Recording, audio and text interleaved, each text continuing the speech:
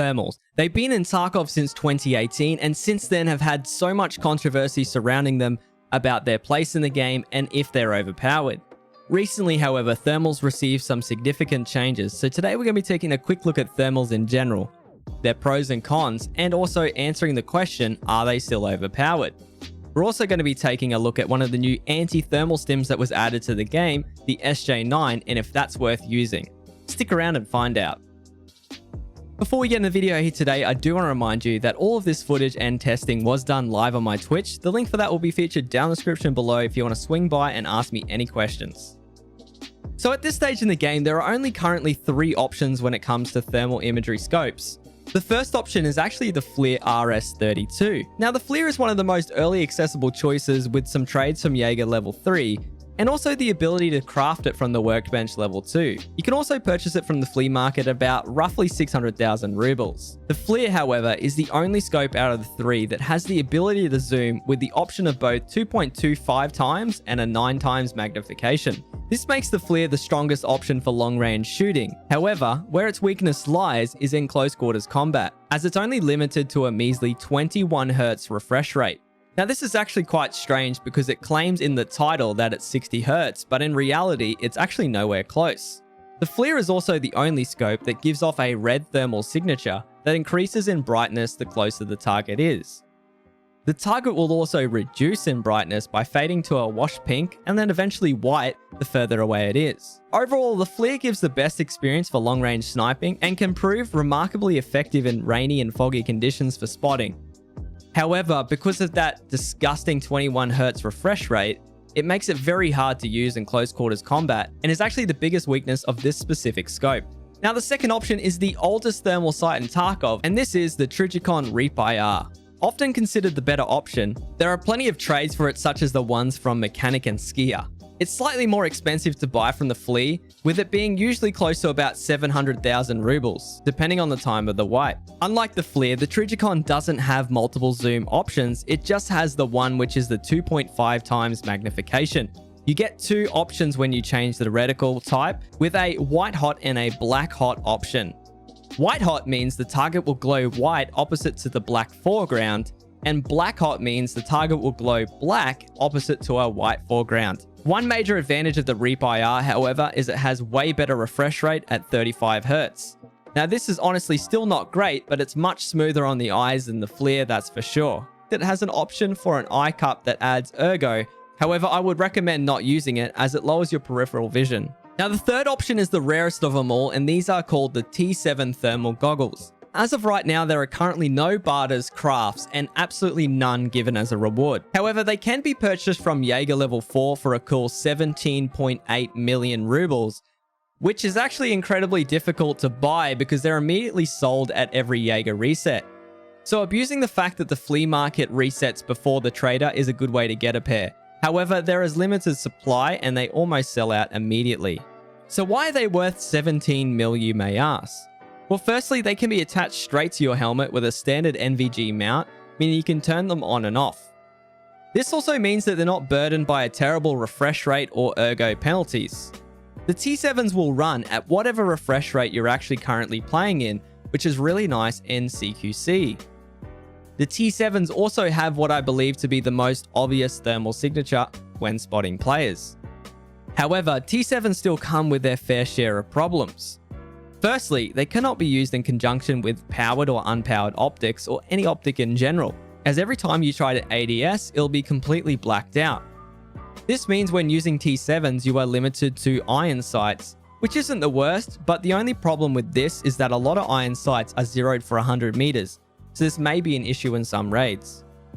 Secondly, they also have extremely limited FOV when turned on, so you can be missing a lot of your peripheral view, and the image can also be quite pixelated when using painkillers. Even with these problems, however, I still believe T7s to be the most powerful option out of all the thermal scopes in Tarkov.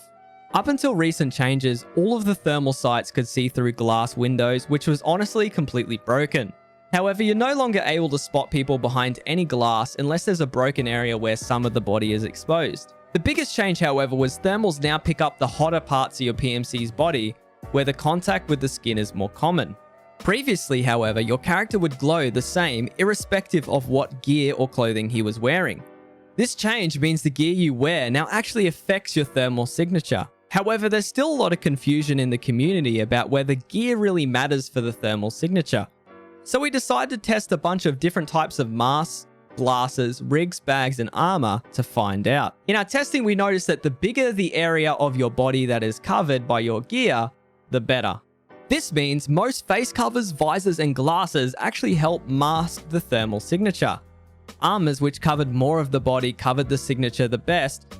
During testing, we also noticed some strange behavior with certain types of cosmetics. Some types of pants would actually reduce the hot areas and others would not. We noticed the same behavior in some tops, in fact. During the testing, we found out that any hoodie or larger neck piece or collar would extend the thermal signature, meaning that your hoodie would glow just like your body. And things like the short sleeves on the contract shirts for Bear made no difference. Now, this actually applied to all types of thermals, so the main takeaway here was that the Bear Gorka SSO and the Bear Gorka Cobra had the least hot areas, meaning that these pants were actually giving off the least amount of thermal signature. Shirts with large hoods like the USEC Soft Shell Flexion, Aggress Attack, and others with hoods would really glow hot. I'm not sure if this is intentional or not, but regardless, I think it should be changed as USEC don't have the same option of pants and none of theirs actually reduce the thermal signature.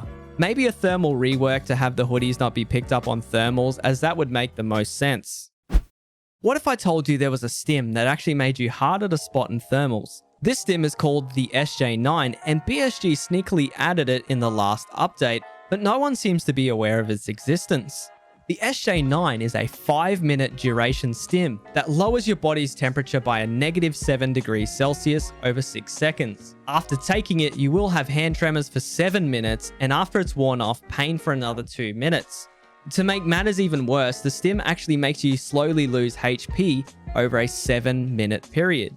Currently, the stim can only be found by looting the pockets of cultists, mainly the pockets of the priest Shrek. Cultists are always under the effect of this stim, which is why they're so hard to see in thermal. Sneaky pricks. Make them like... The stim is rarely listed on the flea and is usually listed for absurd prices. Anywhere in the neighborhood of 3 to 5 mil rubles, which is just nuts. If you're lucky, you can get it from the scav case as well. But is it worth the insane price? Let's take a quick look at it in action. Here we have two identically geared PMCs standing next to each other. We can see their thermal signature with the flare and the repair. The PMC on the right then takes the SJ9 and watch what happens. The thermal signature doesn't change much at first, but eventually the PMC's temperature drops and has a notably weaker thermal signature in both black hot and white hot. The biggest change comes when looking at the targets with the flare, where the red is definitely less visible. We also tested this with T7s to see if it made much of a difference as well, and out of all the thermals, the T7s seemed to be the least affected by the SJ9. All that changed was it became easy to see some of the seams of the PMC's clothing, but made almost no difference to the T7s. Through bushes, however, it did help slightly with parts of exposed bodies showing through the gaps of the bush. So with its nuts price, does SJ9 at least affect the drop-off range of the thermals? We tested the drop-off range of all three thermals at Road to Customs on Shoreline and noticed no matter what game settings we used, there was a hard limit to the distance of the scopes could pick you up. You can see the PMC walking in and out of that hard limit with the ability to see his arms just before it. What is especially strange is that we could still see the PMC when I was unscoped, so it's not like he's de-rendered at distance. But scoping in would make it impossible to see them. The limit was the same for the flare, the repair, and the T7. And we also tried it again with the SJ9, and although the signature was definitely weaker, the hard drop-off point remained the same. I then shot my friend in the leg to confirm the distance and found that the hard drop-off for all thermals was 250 meters with slight elevation. This equates to roughly 230 meters without elevation, irrespective of the SJ9 stim. So in conclusion, there are plenty of reasons to use the thermals in Tarkov.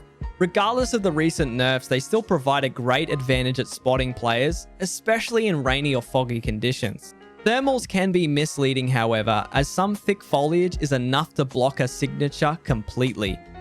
Thermals also have a limited effective range and ergo penalties, which makes them less attractive. If you are trying to spot someone at over 250 meters away, you're gonna have to use something else.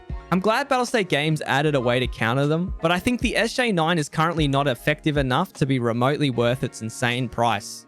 Maybe if they added a craft for it or added it to the general spawns for stims on labs, etc., it would be a lot cheaper and therefore a lot more viable in the current state of the game. It's almost as if the cultists, who are the people who create the stim or use it, are under the effect of SJ9++, because from what we tested here today, it does not affect the PMC even remotely as well as it affects the cultists, who are almost impossible to see in thermals.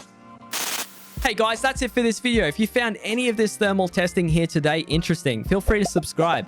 I'm going to be working on a lot more content like this in the future, guys. If there's anything you'd like to see me test next, let me know in the comments down below.